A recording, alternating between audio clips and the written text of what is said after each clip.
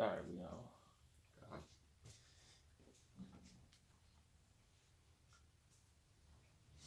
Yeah, that's just funny though. All right, Shalom.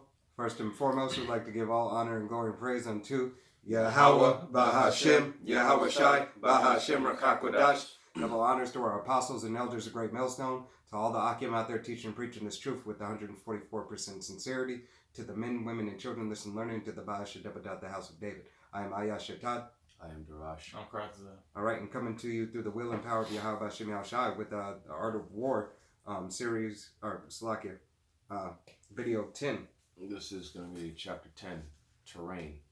So, Sun Tzu said, we may distinguish 6 kinds of terrain, to wit: 1. Accessible ground. 2. Entangling ground. 3. Temporizing ground. 4. Narrow passes. 5. Precipitous heights. 6. Positions at a great distance from the enemy.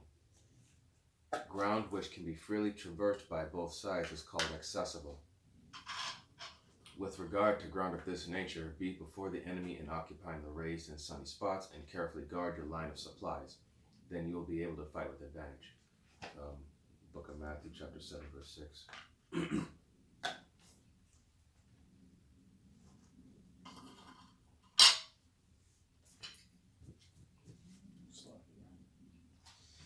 It's going to be Matthew 7 and verse 6. It says, give not that which is holy unto the dogs, neither cast ye your pearls before swine, lest they trample them under their feet and turn again and rend you. So, once again, with regard to ground of this nature, be before the enemy and occupying the raised and sunny spots, and carefully guard your line of supplies. So, don't cast, what it's saying is don't throw away your goods unto swine. So, before the enemy you have to be before the enemy, so, to guard your goods, be there before him and be ready. So, don't let him take what that you hold dear, like take what you have of value. Don't let and that parable goes into, like the brother was saying, you're not going to cast this doctrine upon another nation. All right, you're not going to give them the secrets and the mysteries of the kingdom. Why? Because they're not going to understand it anyway, and it doesn't belong to them. Right. All right. You're not going to waste your time teaching, a brother that hasn't proven himself or that shows himself, unworthy of it. Unworthy of, it's a study to show thyself approved. And if they're not in the mysteries, they're released to those who receive them. Yeah, and who ask and show themselves to be willing to do the work. And be retaught. Right. And so if they're not showing these signs, then why you gonna waste your time on that? And if they keep on coming back asking stupid questions that, either they could look up themselves and, that aren't really that complicated, surface level questions, Yeah. Why waste your time on them? And they're not gonna get it anyway. It's such as if a brother asks, what's the so-called nationality of Yahweh Shai, but the week before, that brother asked, what's the nationality of Yahweh? Hello? That's something you're not getting. Right, it's something you're not getting. So, don't waste your time. Through the spirit and power of Yahweh Bashem Yahweh Shai. They're saying that no question is a dumb question. Yeah, no question is a dumb question. Well, there's some dumb questions being asked. And that's what a couple of weeks ago. That's what the apostles were saying. No, and for example, like Yahweh Shai, he asked questions, back, and the way you answered them was, whether or not you're gonna receive the answer or not. Example, roughly paraphrasing, have you not been so long with me, Philip? Right. Mm-hmm. If you see the Father, then if you've seen me, you've seen the Father. Mm-hmm. Right? All right, next it says, ground which can be abandoned, but is hard to reoccupy is called entangling. From a position of this sort, if the enemy is unprepared, you may sally forth and defeat him. But if the enemy is prepared for your coming and you fail to defeat him, then return being impossible, disaster will ensue. This will be Proverbs 22 and 3. Okay.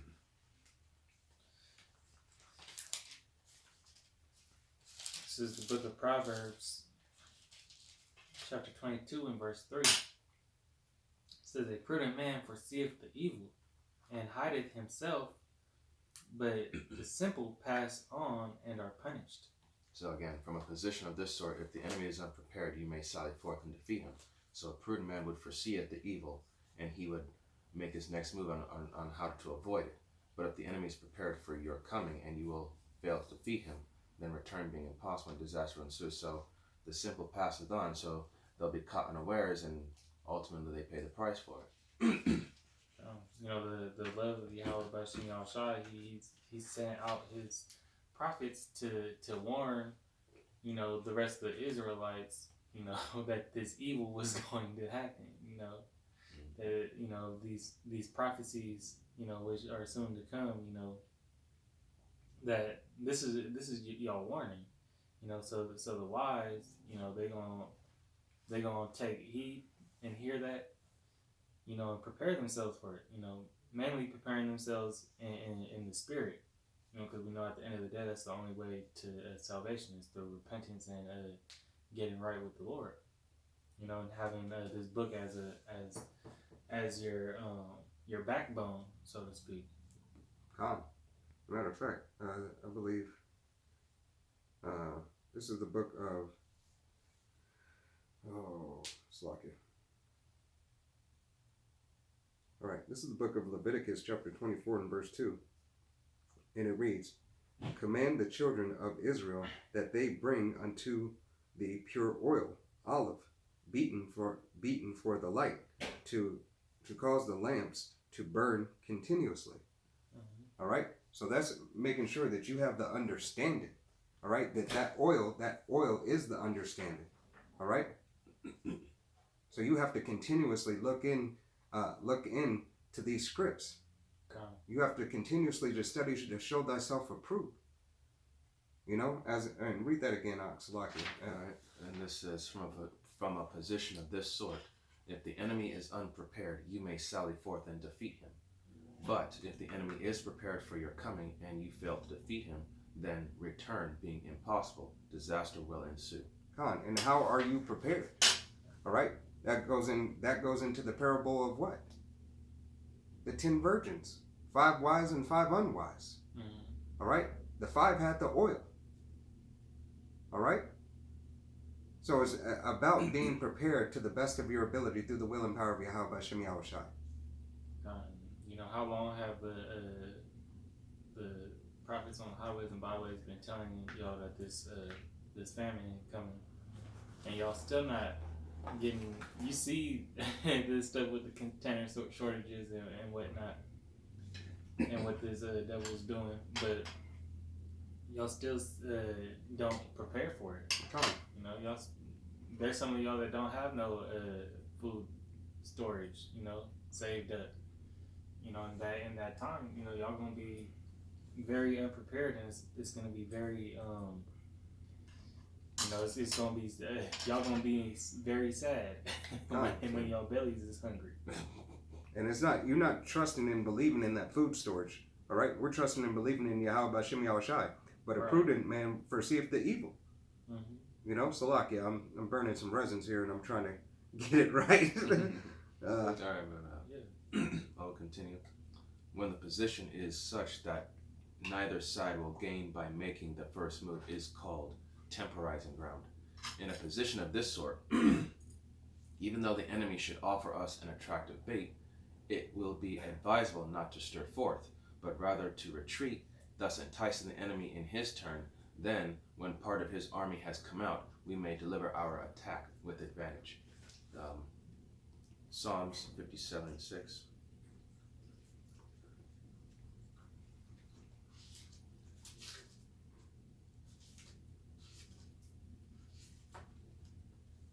Psalms 57 verse 6 says, they have prepared a net for my steps. My soul is bowed down. They have digged a pit before me into the midst whereof they are fallen themselves Salah. So when it goes into like it says, if they lay an attractive bait, it would be advisable not to stir forth, but rather to retreat and entice him in his own turn. So basically using their own trap against them. Instead of them laying the snare for you, you lay the snare in return for them. God, their own trap has become a snare unto them. All right, that very trap that they set for you became a snare unto them. Roughly paraphrasing, what is it? I've laid a snare, a trap for Edom. I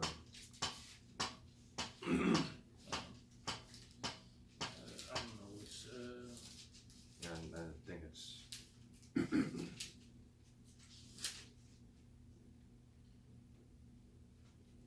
I have laid a snare for Edom.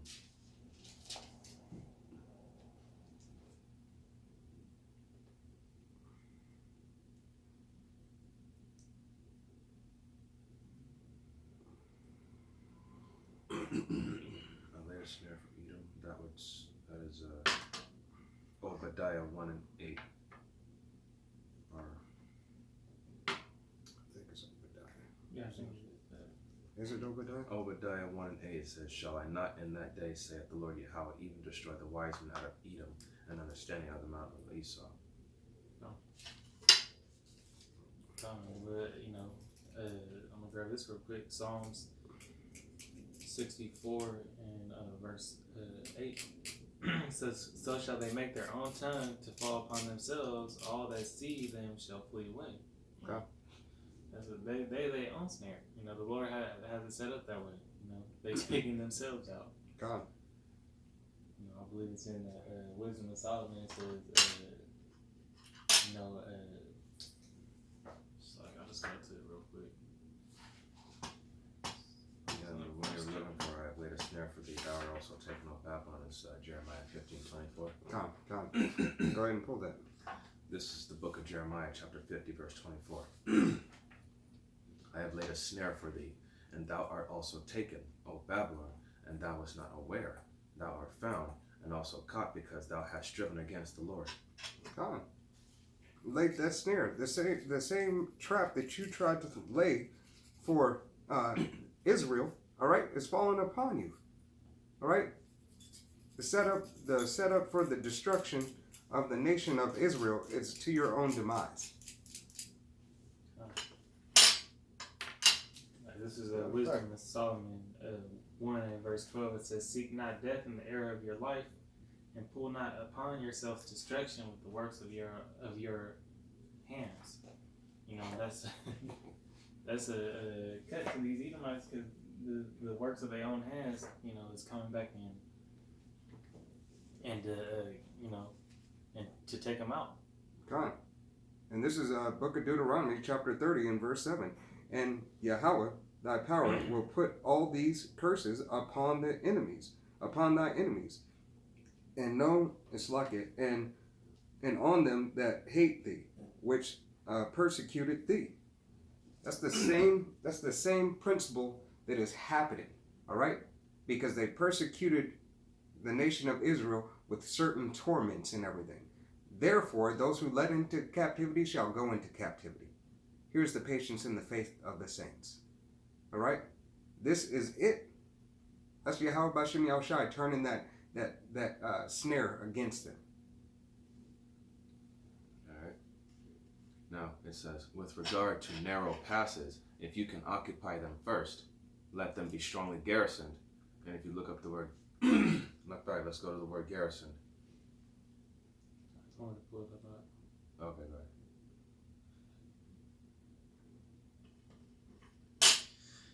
So the Google definition of garrison says,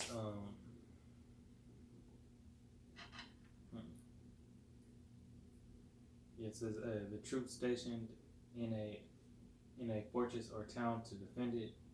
The building occupied by troops stationed in a town to defend it. Mm-hmm. The verb is to provide with a body of troops stationed in a particular place. All right. So if you can occupy them first, let them be strongly garrisoned and await the advent of the enemy. Should the enemy forestall you in occupying a pass, do not go after him if the pass is fully garrisoned, but only if it is weakly garrisoned. Nahum 3 and 14.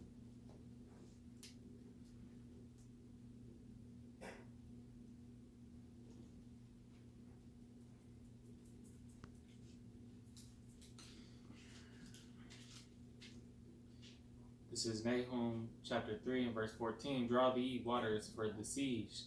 Fortify thy strongholds. Go into clay and tread the mortar. Make the strong the bricklaying. So, those narrow passes when you go before the siege and go into the clay and tread.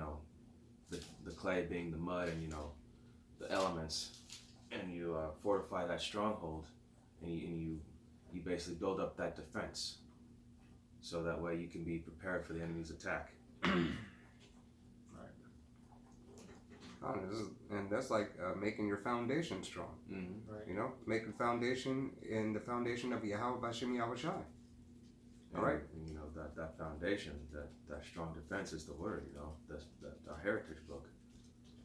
So, with regard to precipitous heights, if you are beforehand with your adversary, you should occupy the raised and sunny spots, and there wait for him to come up. If the enemy has occupied them before you, do not follow him, but retreat and try to entice him away. If you are situated at a great distance from the enemy, and the strength of the two armies is equal, it is not easy to provoke a battle, and fighting will be to your disadvantage. So, we can go to the book of Zephaniah, chapter 3, verse 8.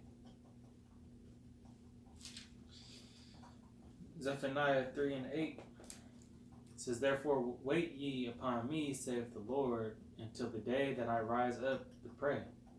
For my determination is to gather the nations, that I may assemble the kingdoms, to pour upon them my indignation, even all my fierce anger, for all the earth shall be devoured with the fire of my jealousy.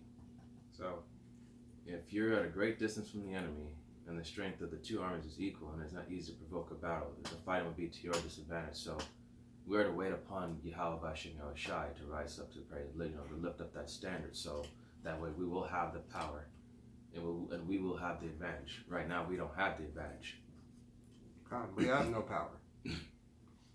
And you got these other wicked, you got these other bugged out Israelites that are in the world, like BLM or Antifa, that are going around trying to fight for Black lives. Yeah, that's not doing any good at all. And to make a point, it says, for my determination is to gather the nations. And that word determination, you go to the blue letter, H4941, and it's mishpat. And the first definitions for it is judgment, justice, ordinance, a sentence, an execution of judgment, So his judgment is to gather the nations, that I may assemble the kingdoms, to pour out my indignation. That's, his righteous destruction. All right, these six are the principles connected with earth. The general who has attained a responsible post must be careful to study them. Now, an army is exposed to 6 several calamities, not arising from natural causes, but from faults for which the general is responsible. These are 1. Flight, 2. Insubordination, 3. Collapse, 4. Ruin, 5. Disorganization, 6. Rout. Other conditions being equal, if one force is hurled against another 10 times its size, the result will be the flight of the former.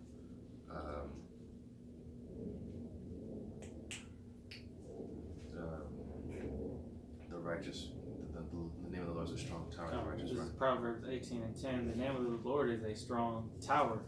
The righteous run into it and is safe. So, you have 2 opposing armies. You have us and you have the other nations.